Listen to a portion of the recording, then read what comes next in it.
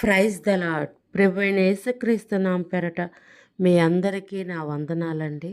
ఈరోజు బైబిల్ ధ్యానములో మనం నేర్చుకోబోతున్న అధ్యాయము సామెతలు 19వ అధ్యాయము 16వ వచనం నుంచి 20వ వచనం వరకు మనం ధ్యానించుకుందాం.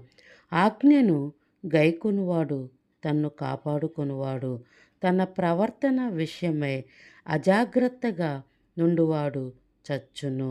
బేదలను కనికరించువాడు యెహోవాకు అప్పిచ్చువాడు, వాని ఉపకారమునకు ఆయన ప్రత్యుపకారము చేయును.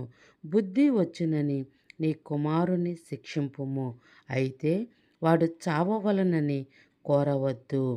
మహాకోపి అగువాడు దండన తప్పించుకొనడు, వాణ్ణి తప్పించినను వాడు మరలా కోపించుచునే యుండును. నీవు ముందుకు జ్ఞాని వగుటకై ఆలోచన విని ఉపదేశము అంగీకరించుము. ఈ యొక్క వచనములు మనం చదువుకొని ఉన్నాము.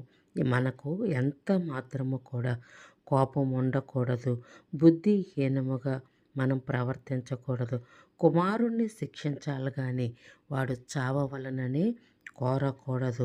బేదలను కనికరించేవాడు యెహోవాకు అప్పిచ్చిన వాడుగా మనం చూస్తున్నాం. అర్థమైందా పిల్లలు? గాడ్ బ్లెస్ యూ పిల్లలు.